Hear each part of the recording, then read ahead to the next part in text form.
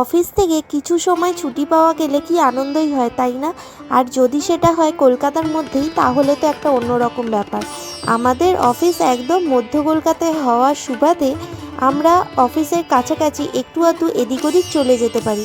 আমাদের অফিসের সামনেই যেহেতু চাঁদনি চক মেট্রো স্টেশন, তাই আমাদের আজকের প্ল্যান ছিল যে হাওড়ায় যে মেট্রো স্টেশনটি হয়েছে, মানে গঙ্গার নিচে দিয়ে যে মেট্রো ট্রেনটি যাচ্ছে সেটাতে উঠবো।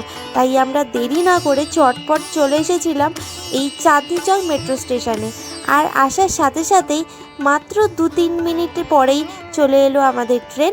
আমরা চলে গেলাম সরাসরি স্প্ল্যানেডে, কারণ স্প্ল্যানেড থেকেই আমরা পেয়ে যাব হাওড়া যাবার train. Chandni Chowk metro station থেকে এলাম এই কারণের জন্যই, কারণ চাঁদনি চক থেকে কিন্তু ডাইরেক্ট হাওড়া বা হাওড়া ময়দান যাওয়ার ট্রেন এখনও চালু হয়নি।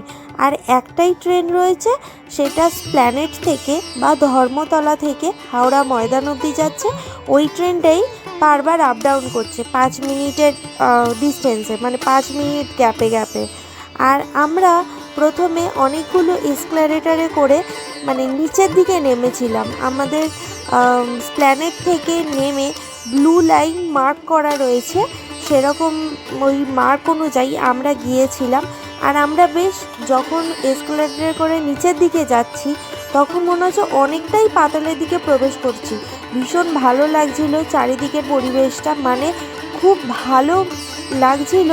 যে ওয়ার্কিং ডেতেও এখানে খুব একটা বেশি ভিড় ছিল তা নয়, আর একদম এয়ারপোর্টের মতন পরিষ্কার পরিচ্ছন্ন, চারিদিকে অনেক আলো, মানে পুরো ঝাঁ চকচকে, একদম যে নতুন হয়েছে মানে সেটা এইরকমভাবে এত সুন্দরভাবে সাজানো, মানে সেটা না দেখলে বিশ্বাস করা যায় না। আর একটা মেট্রো যাচ্ছে হাওড়া ময়দানের দিকে, আরেকটা যাচ্ছে সল্টলেক সেক্টর 5-এর দিকে।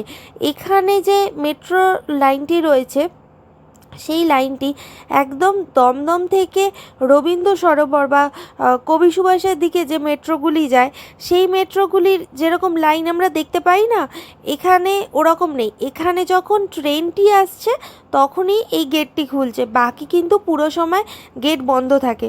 মানে পুরো দিল্লিতে যেরকম মেট্রো চলে ঠিক সেই রকম এখানে এই রকম ব্যবস্থাগুলো রয়েছে। আর এখানে এসক্যালেটরের পাশাপাশি রয়েছে এমার্জেন্সি এক্সিট বা সিঁড়ি বা লিফটেরও ফেসিলিটিস রয়েছে। তো যারা বয়স্করা রয়েছে তারা কিন্তু লিফটে করে যাতায়াত করতেই পারবে। আর এখানে ফ্রি অফ কস্টে ড্রিঙ্কিং ওয়াটারের একটা ব্যবস্থা রয়েছে, আর এখানে এমনি টয়লেটেরও ব্যবস্থা রয়েছে, যেটাও ফ্রি অফ কস্টে। মহাকরণ আমাদের প্রথমে পৌঁছালো স্প্ল্যানেড থেকে, মিনিট 1-1.5 মতো সময় লেগেছে। আর মহাকরণ থেকে হাওড়া স্টেশন আসতে মনে হয় 2 মিনিটও সময় লাগেনি। একদিন এই রকম গঙ্গার নিচে দিয়ে যে মেট্রোটি যাচ্ছে, সেই সময় একটা অডিও আর ভিডিও গ্রাফিক্স দেখার ছিল, সেটি যাওয়ার সময় চালু না থাকলেও আসার সময় চালু ছিল। আর কথাগুলো যে বলছিল না, একদম পুরো রোমাঞ্চকর। মানে এই মেট্রোটি যে যাচ্ছে গঙ্গার জলের যে তল আছে সেটা থেকে 30 মিটার নিচে দিয়ে যাচ্ছে। আর মানে এত একটা রোমাঞ্চকর ব্যাপার লাগছিল, মানে যেটা আলাদা একটা ফিল করা যায়। মানে যখন ভিডিও হচ্ছে প্লাস যে মানে অডিওটাও চলছে, সেটা যখন বলছো তখন এটা বোঝা যাচ্ছে, মানে একটা অন্যরকম ফিল করা যাচ্ছে।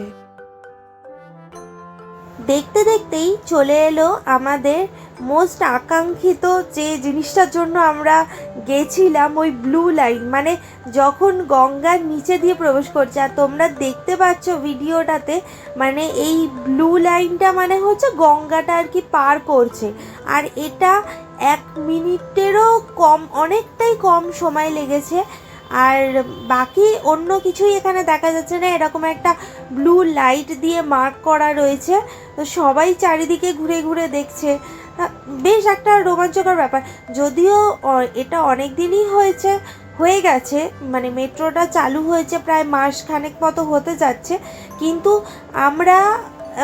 আমি এই ফার্স্ট গেলাম, তো আমার খুব ভালো লেগেছে। তা আমরা আর যে হাওড়াতে নেমেছি, ট্রেনটা আমাদেরকে হাওড়াতে নামিয়ে হাওড়া ময়দানের দিকে গেল। তো আমরা হাওড়াতে নামলাম, হাওড়াতে নেমে আমরা আর এক্সিট গেট দিয়ে বেরোইনি। আমরা আবার ওই ট্রেনের জন্যই ওয়েট করছিলাম, কারণ ট্রেনটি হাওড়া ময়দান যাবে, 5-10 মিনিট মতো ওয়েট করবে, দিয়ে আবার ওই ট্রেনটি ব্যাক করে ফিরবে স্প্ল্যানেড অবধি, আবার ওই ট্রেনটাই স্প্ল্যানেড থেকে আবার ছাড়বে হাওড়া ময়দানের দিকে। তো আমরা আর এক্সিট গেট দিয়ে বেরোইনি।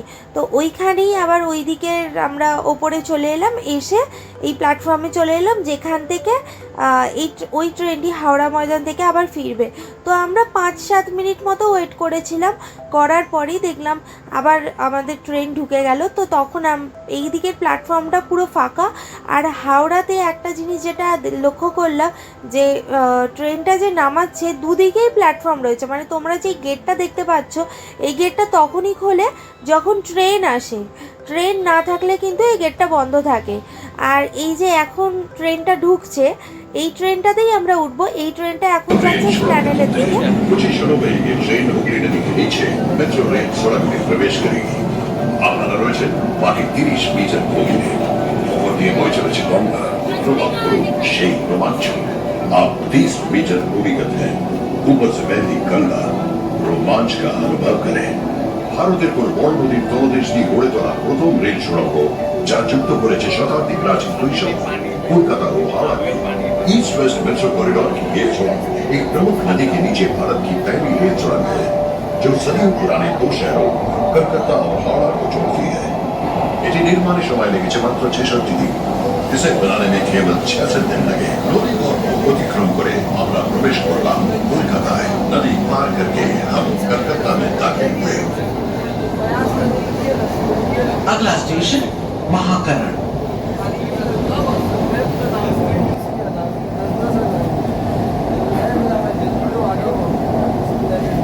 আমরা এই মেট্রো সফরটি শেষ করলাম।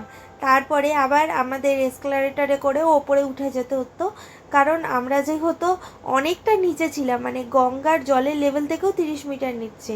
আর তারপর বেরিয়ে গেলাম গেট দিয়ে।